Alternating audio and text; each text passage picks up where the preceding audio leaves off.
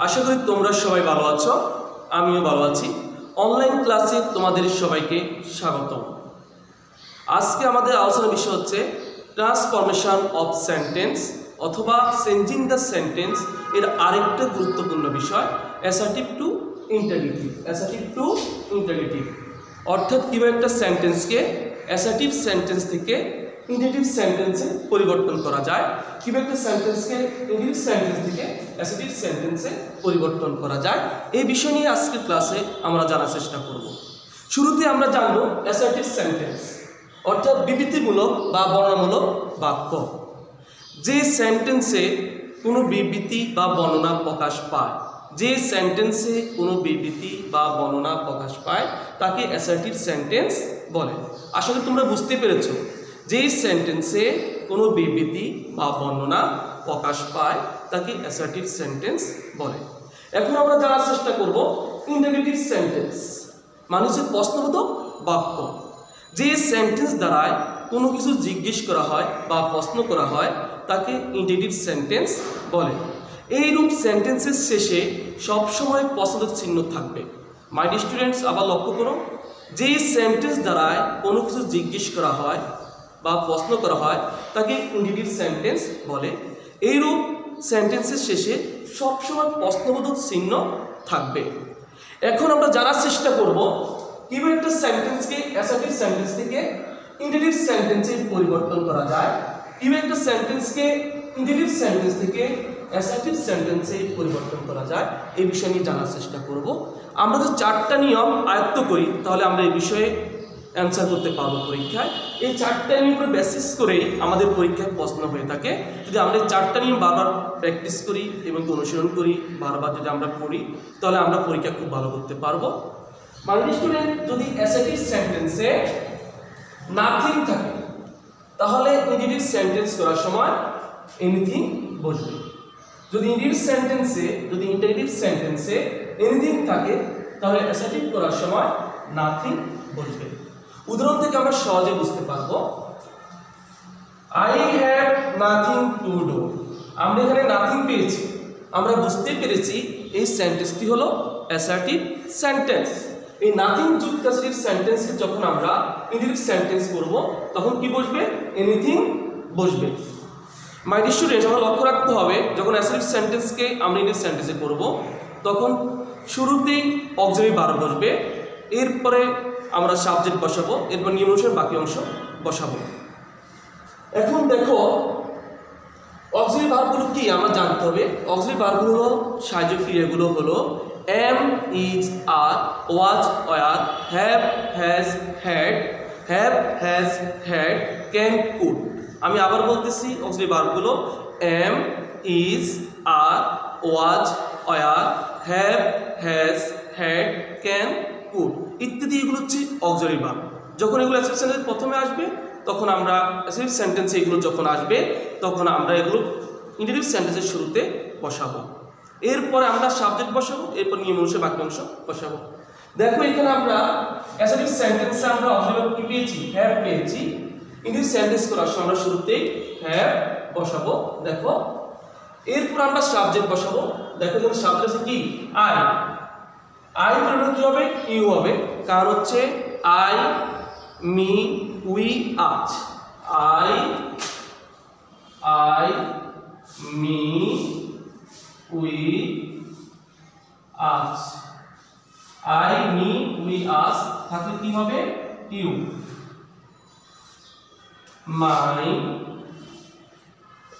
Hour, mind থাকলে you হবে।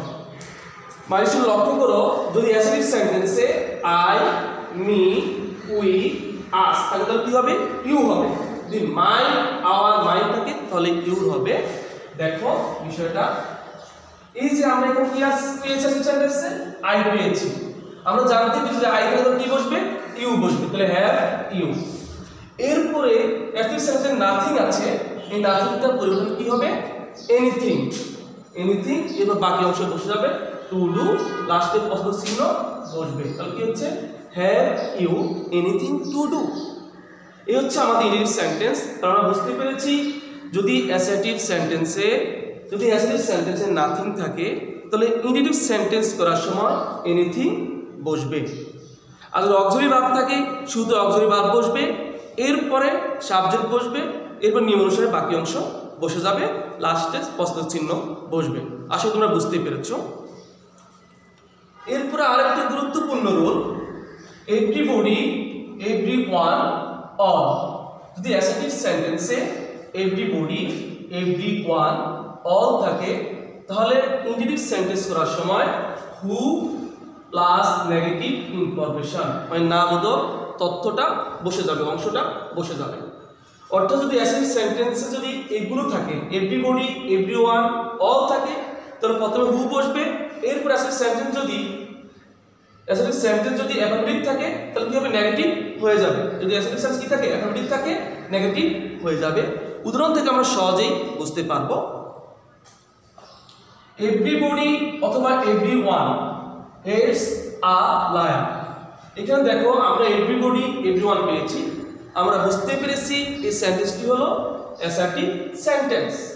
Everybody, everyone যুক্ত অ্যাসার্টিভ সেন্টেন্স তো আমরা ইন্ডিকেট কি বলি শুরুতে, হু, তারপরে নেগেটিভ ইনফরমেশন। দেখো আমরা এভরিবডি, এভরিওয়ান পরিবর্তে কি বসালাম, হু বসালাম। এরপর যদি সেন্টেন্সটি প্রেজেন্ট টেন্সে থাকে, এখানে কি আছে, প্রেজেন্ট টেন্স আছে এবং কি হ্যাঁ বোধক আছে, আমরা কি করব, না বোধক করব। তো প্রেজেন্ট টেন্সে বসে ডু, ডাস, ডু, ডাস, আর পাস্ট টেন্সে বসে কি, ডিড। যেটা প্রেজেন্ট টেন্সে আছে তো আমরা কি বসাবো, ডু, ডাস, দুটো একটা বসাবো। এখানে এস আছে ভার্ব শেষে, আমরা কি বসাবো, ডাস, ডাস বসালাম। এরপর যদি হ্যাঁ বোধক আছে আমরা কি করব, না বোধক করব, নেগেটিভ করব, নট।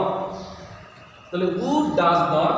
এরপর এখানে এস চলেছে, আমরা কি বসাবো, এইটা বসাবো। এবার a liar, who does not at a liar, লাস্টে প্রশ্নের চিহ্ন বসবে। তো আমরা বুঝতে পেরেছি যখন এভরিবডি, এভরিওয়ান থাকবে তখন ওই সেন্টেন্সকে ইন্ডিটিভ সেন্টেন্স করার সময় হু প্লাস নেগেটিভ ইনফরমেশন। আর একটু থেকে আমরা সহজে বুঝতে পারবো। দেখো all will do the work, এখানে আমরা অল পেয়েছি, আমরা বুঝতেই পেরেছি এই সেন্টেন্সটি হলো অ্যাসার্টিভ সেন্টেন্স। এই অল যুক্ত সেন্টেন্সকে যখন আমরা ইন্টিগ্রেটিভ সেন্টেন্স করব তখন হু প্লাস নেগেটিভ ইনফরমেশন, অর্থাৎ অলের পরিবর্তে হু বসবে। আর যদি অ্যাসার্টিভ সেন্টেন্সটি অ্যাফার্মেটিভ থাকে তাহলে ইন্টিগ্রেটিভ করার সময় নেগেটিভ সেন্টেন্স হয়ে যাবে, নেগেটিভ হয়ে যাবে। এবার দেখো উদাহরণ আমরা বুঝতে পারবো, এই অল আছে, অলের পরিবর্তে আমরা কি বসালাম, এই হু বসালাম। এরপর উইল ডু দ্য ওয়ার্ক, এর কোন সেন্টেন্স আছে, অ্যাফার্মেটিভ আছে, আমরা তাহলে কি করব, ইন্ডিটিভ নেগেটিভ করব, তাহলে কি অন, অন। এরপর বাকি যে অংশ আছে তা বসে যাবে ডু দ্য ওয়ার্ক এবং প্রশ্ন চিহ্ন বসাবো। তাহলে কি হয়েছে, who on do the work. My student, আমরা বুঝতে পেরেছি যদি অ্যাসার্টিভ সেন্টেন্সে এভরিবডি, এভরিওয়ান, অল থাকে তাহলে ইন্ডিটিভ সেন্টেন্স করার সময় হু প্লাস নেগেটিভ ইনফরমেশন, অর্থাৎ হু বসবে, এরপর যে অ্যাসার্টিভ সেন্টেন্স যদি হ্যাঁ বোধক থাকে তাহলে ইন্ডিটিভ সেন্টেন্স করার সময় নেগেটিভ বসবে, নেগেটিভ ইনফরমেশনটা বসবে। যদি ইন্ডিটিভ সেন্টেন্সে হু প্লাস নেগেটিভ ইনফরমেশন থাকে তাহলে হু প্লাস নেগেটিভ ইনফরমেশন সেন্টেন্সকে যখন আমরা অ্যাসার্টিভ করব তখন কি বসবে, তখন এভরিবডি, এভরিওয়ান, অল এবং কি অ্যাফার্মেটিভ ইনফরমেশনটা বসে যাবে। আসলে তোমরা বুঝতে পেরেছ। এরপরে গুরুত্বপূর্ণ আমাদের আরেকটা রুল, নো বডি, নান, নো ওয়ান। যদি কোনো অ্যাসার্টিভ সেন্টেন্সে নো বডি, নান, নো ওয়ান থাকে তাহলে ইন্ডিটিভ সেন্টেন্স করার সময় হু প্লাস অ্যাফার্মেটিভ ইনফরমেশন। যেহেতু অ্যাসার্টিভ সেন্টেন্স যদি না বোধক থাকে, অ্যাসার্টিভ সেন্টেন্স না বোধক থাকলে ইন্ডিটিভ সেন্টেন্স করার সময় কি হবে, হ্যাঁ বোধক হয়ে যাবে, হু প্লাস হ্যাঁ বোধক মানে অ্যাফার্মেটিভ ইনফরমেশন। উদাহরণ থেকে আমরা সহজেই বুঝতে পারবো। দেখো nobody knows his pen, nobody knows his pen. দেখো এখানে আমরা নোবডি পেয়েছি, আমরা বুঝতেই পেরেছি এই সেন্টেন্সটা হলো অ্যাসার্টিভ সেন্টেন্স। নো বডি যুক্ত অ্যাসার্টিভ সেন্টেন্সকে যখন আমরা ইন্টারগেটিভ সেন্টেন্সে পরিবর্তন করব তখন নো বডির পরিবর্তে কি বসবে? হু বসবে। কি বসবে? হু। এরপরে যদি সেন্টেন্সটা যদি নাবোধক থাকে, অ্যাসার্টিভ সেন্টেন্সটা যদি নাবোধক থাকে মানে নেগেটিভ থাকে, তাহলে আমি কি করব? অ্যাফার্মেটিভ করব। দেখো নোজ হিজ পেন, এটা কি আছে? Knows his pen, nobody knows his pen, এটা অ্যাসার্টিভ সেন্টেন্সটা নাবোধক আছে, এই জন্য কি করব? অ্যাফার্মেটিভ করব, হ্যাঁ বোধক করব। দেখো নোবডি পরিবর্তনে হু বসিয়েছি, এরপরে বাকি অংশ বসে যাবে নোজ হিজ পেন, তারপরে প্রশ্ন চিহ্ন বসবে। মাই ডিয়ার স্টুডেন্টস, আমি আবার একটু তোমাদেরকে নোট করে দিচ্ছি, যদি অ্যাসার্টিভ সেন্টেন্সে নো বডি, নান, নো ওয়ান থাকে, তাহলে ইন্টারগেটিভ সেন্টেন্স করার সময় who plus affirmative information, who plus affirmative information বসবে। অর্থাৎ যদি অ্যাসার্টিভ সেন্টেন্স নাবোধক থাকে তাহলে ইন্টারগেটিভ সেন্টেন্স কি হবে? নাবোধক হয়ে যাবে। আমরা আরেকটা উদাহরণ থেকে সহজে বুঝতে পারবো। দেখো আরেকটা উদাহরণ ফলো করলে সহজে আমরা বুঝতে পারবো, ক্লিয়ার হয়ে যাবে। দেখো none have the intention of Taylor, none have the intention of Taylor। দেখো আমরা কি পেয়েছি? নাম পেয়েছি। আমরা নিশ্চিত হয়ে গিয়েছি এই সেন্টেন্সটা হলো অ্যাসার্টিভ সেন্টেন্স। এই নাম যুক্ত অ্যাসার্টিভ সেন্টেন্সকে যখন আমরা ইন্টারগেটিভ সেন্টেন্সে পরিবর্তন করব তখন হু প্লাস অ্যাফার্মেটিভ ইনফরমেশনটা বসবে। দেখো আমরা নামের পরিবর্তে কি বসালাম? কেন হু আমরা বসালাম। এরপরে আমরা দেখব সেন্টেন্সের কি অবস্থা আছে। দেখো none have the intention of tailor, কি আছে? নেগেটিভ ইনফরমেশন আছে এখানে। আমরা তাহলে কি করব? অ্যাফার্মেটিভ ইনফরমেশনে চেঞ্জ করব। দেখো নামের পরিবর্তে আমি কি বসাচ্ছি? হু। এরপর বাকি যে অংশ আছে have the intention of Taylor, তারপর কি করলাম? Have the intention of Taylor বসিয়ে দিলাম, লাস্টে প্রশ্ন চিহ্ন দিলাম, আমাদের এই সেন্টেন্স হয়ে গেছে। তো কি হলো? Who have the intention of Taylor.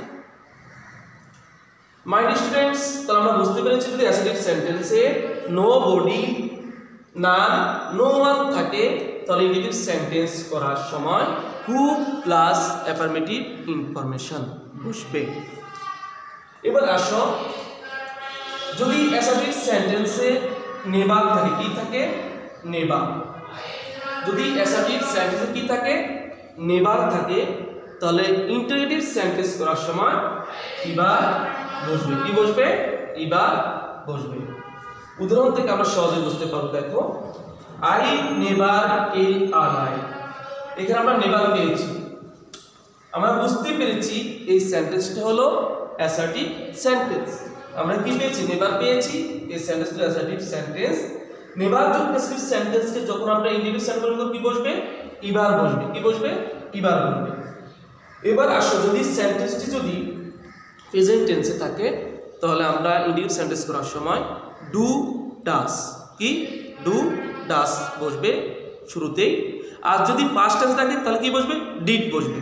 তাহলে দেখো কোন টেন্স আছে? প্রেজেন্ট টেন্স আছে, আমরা কি বসাবো? ডু অথবা ডাস যেটা একটা, তাহলে আমরা কি ডু বসাবো। দেখো তাহলে আমরা কি বসাবো? ডু বসাবো। দেখো ডু আমরা বসালাম। এবার দেখো আমরা কি বসাবো?